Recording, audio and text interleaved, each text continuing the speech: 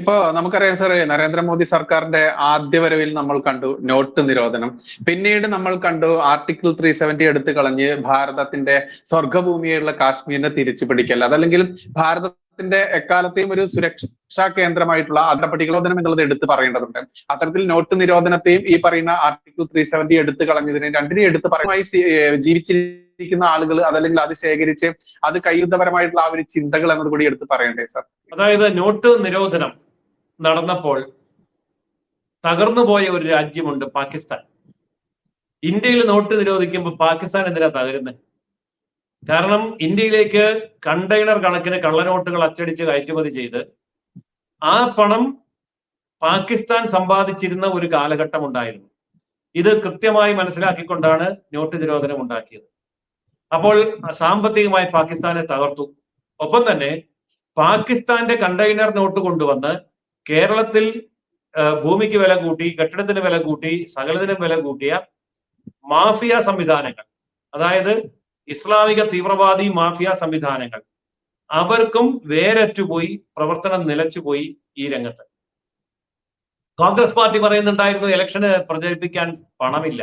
പണ്ടാണ് പണം ഉണ്ടായിരുന്നു, ഇപ്പൊ പണമില്ല.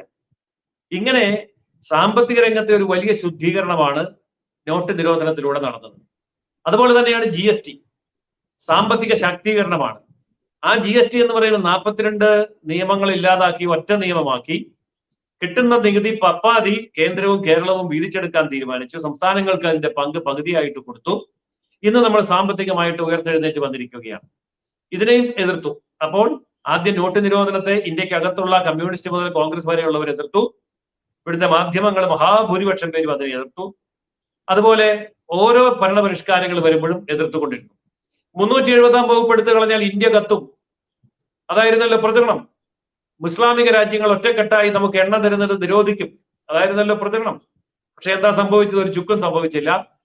370 വകുപ്പ് എടുപ്പ് കളഞ്ഞതോടുകൂടി അവിടെ ഉണ്ടായിരുന്ന കലുഷിതമായ അന്തരീക്ഷം മാറി ശാന്തമായി. എന്ന് മാത്രമല്ല, പാക് ഒക്കുപ്പൈഡ് കാശ്മീർ ഇന്ത്യയോട് കൂട്ടിച്ചേർക്കുക തന്നെ ചെയ്യും. അതിന് അനുകൂലമായ രാഷ്ട്രീയ സാമുദായിക അന്തരീക്ഷം ഇന്ന് പാക് ഒക്കുപ്പൈഡ് കാശ്മീരിലുണ്ട്. അപ്പോൾ 370 കൊണ്ട് നമുക്ക് ഗുണമല്ലാതെ ദോഷമുണ്ടായില്ല. നോട്ട് നിരോധനം കൊണ്ട് ഗുണമല്ലാതെ ദോഷമുണ്ടായില്ല. മുത്തലാഖ് നിരോധിച്ചപ്പോൾ ഇന്ത്യയിലെമ്പാടും BJPയുടെ വോട്ട് കൂടി. കേരളത്തിൽ നമുക്കത് കാണാൻ കഴിയും. മലപ്പുറം ജില്ലയിലടക്കം കേരളത്തിന്, ഉത്തര കേരളത്തിലെ മുസ്ലിം ഭൂരിപക്ഷ പ്രദേശങ്ങളിൽ BJPക്ക് വൻതോതിൽ വോട്ടുകൾ വർദ്ധിച്ചു. മുസ്ലിം സ്ത്രീകളടക്കമുള്ളവർ BJPയുടെ വിജയാഹ്ലാദ പ്രകടനങ്ങളിൽ പങ്കെടുക്കുന്നു. അതൊക്കെ 370 മുത്തലാഖിന്റെ നീക്കം ചെയ്തത് കൊണ്ടുണ്ടായ നേട്ടങ്ങളാണ്. അങ്ങനെ ഏതൊരു നടപടിയാണെങ്കിലും നടപടി കൈക്കൊള്ളുമ്പോഴും അതിനെ ജനങ്ങൾ അനുകൂലമാക്കി മൂന്നാമത്തെ ഒരു മോദി സർക്കാരിനെ അധികാരത്തിലേറ്റിയത് അതിന്റെയൊക്കെ നന്ദി സൂചകമായിട്ട് തന്നെയാണ് എന്ന് നമുക്ക് കാണാൻ കഴിയും.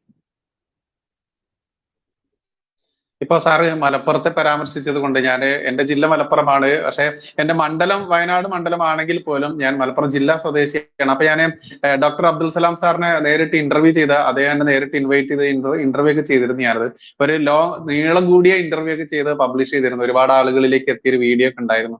അപ്പൊ അദ്ദേഹമായിട്ട് ഒരു നല്ലൊരു അടുപ്പം വന്നിട്ടുണ്ടായിരുന്നു. അതുകൊണ്ട് തന്നെ ഒരു കരച്ചിലാണ്, മാധ്യമങ്ങളൊക്കെ നടത്തിയ ഒരു കരച്ചിൽ നമ്മളിവിടെ എടുത്ത് പറയേണ്ടതുണ്ട്. അതായത് ഇവിടെ വർഗീയത വളർത്തുക, അതല്ലെങ്കിൽ ഇതിനെ വർഗം തിരിച്ച്, ജാതി തിരിച്ച്, മതം തിരിച്ച് മോദിജിയെ എങ്ങനെയൊക്കെ ഇകഴ്ത്താമോ, RSSനെ BJP ഒക്കെ കൂട്ടി ഇണക്കിക്കൊണ്ട് അത്തരത്തിലുള്ള ഒരു പ്രചാരണത്തിന് ഉപയോഗിച്ചതാണ്.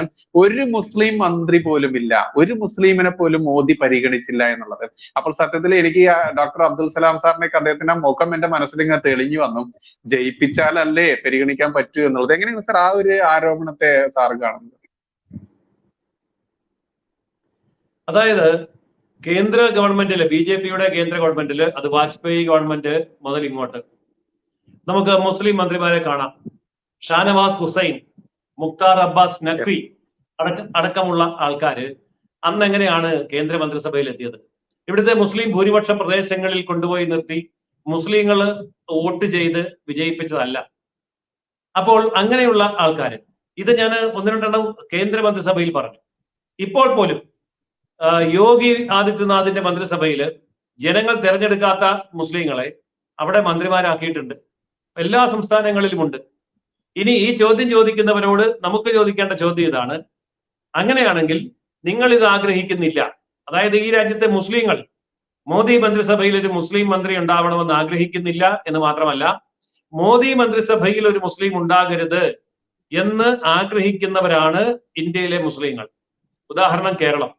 ഇപ്പോൾ ബൈജു പറഞ്ഞതുപോലെ മലപ്പുറം എന്ന് പറയുന്ന ലോക്സഭാ മണ്ഡലത്തിൽ ഡോക്ടർ അബ്ദുൾ സലാം എന്ന് പറയുന്ന മുൻ വൈസ് ചാൻസലറെ താമര ചിഹ്നത്തിൽ BJP അവതരിപ്പിക്കുമ്പോൾ നിങ്ങൾക്കൊരു മുസ്ലിം മന്ത്രി വേണമായിരുന്നെങ്കിൽ വിജയിപ്പിക്കാമായിരുന്നല്ലോ.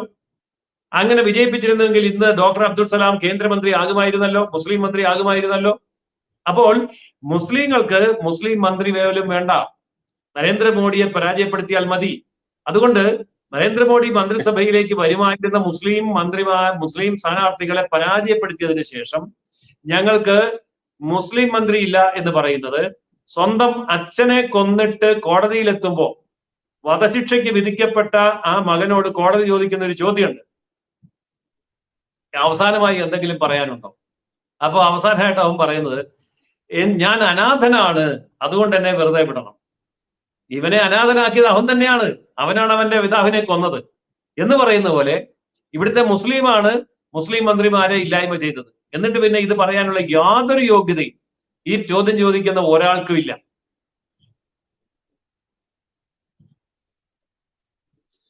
എന്താണ് സാർ, ഇനി എന്തെങ്കിലും വിട്ടുപോയിട്ടുണ്ടോ നമ്മുടെ ഈ ഒരു അവലോകനത്തിൽ? നമ്മൾ 2 ദിവസം വൈകിട്ടുണ്ടെങ്കിൽ പോലും എന്താ പറയുക, ലേറ്റായി വന്നാലും ലേറ്റസ്റ്റ് ആയി വരും എന്ന് പറഞ്ഞ പോലെ ഇനി എന്തെങ്കിലും വിട്ടുപോയ ഭാഗങ്ങളുണ്ടോ സാർ, എന്റെ ചോദ്യം എത്തിപ്പെടാത്ത സ്ഥലങ്ങൾ?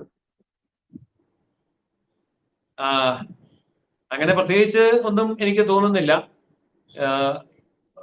ബാക്കി ആകെപ്പാടെ എനിക്ക് പറയാനുള്ള ഒരു പോയിന്റ് എനിക്ക് തോന്നുന്നത് ഇതാണ്: പ്രതിപക്ഷം എന്ന് പറയുന്നത് പ്രാദേശിക കക്ഷികളായി ചുരുങ്ങുകയും പ്രതിപക്ഷത്തെ ദേശീയ കക്ഷികൾ ഇല്ലായ്മ ചെയ്യപ്പെടുകയും ചെയ്യും. ഉദാഹരണത്തിന്, ആരും ചർച്ച ചെയ്യാത്ത ഒരു പോയിന്റ് കൂടി പറഞ്ഞുകൊണ്ട് നമുക്ക് അവസാനിപ്പിക്കാം. നമ്മുടെ AK ബാലന്റെ ദീർഘവീക്ഷണം 100% ശരിയായി. മാർക്സിസ്റ്റ് പാർട്ടിയുടെ ദേശീയ പാർട്ടി പദവി നഷ്ടപ്പെട്ടിരിക്കുന്നു. അവർക്ക് 11 MP കിട്ടിയില്ല, 4 സംസ്ഥാനങ്ങളിൽ സംസ്ഥാന പദവി കിട്ടിയില്ല, ആകെ വോട്ട് ചെയ്തതിൽ 6% വോട്ട് കിട്ടിയില്ല. അങ്ങനെ ദേശീയ പാർട്ടി പദവിക്ക് വേണ്ടതായിട്ടുള്ള ഒരു ക്രൈറ്റീരിയയും പാലിക്കാൻ അവർക്ക് സാധിച്ചിട്ടില്ല.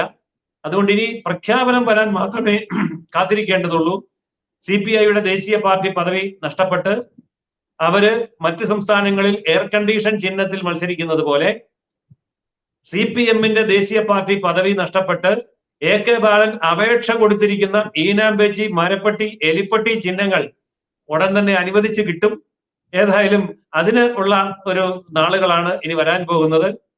അത് വന്നു കഴിയുമ്പോൾ അത് BJP ആണ്, RSSന്റെ അജണ്ടയാണെന്നൊക്കെ ചിലപ്പോൾ പറയുമായിരിക്കും. പക്ഷെ നിർഭാഗ്യവശാൽ ഇവർക്ക് 11 MP-മാർ 4 സംസ്ഥാനങ്ങളിൽ നിന്നില്ല.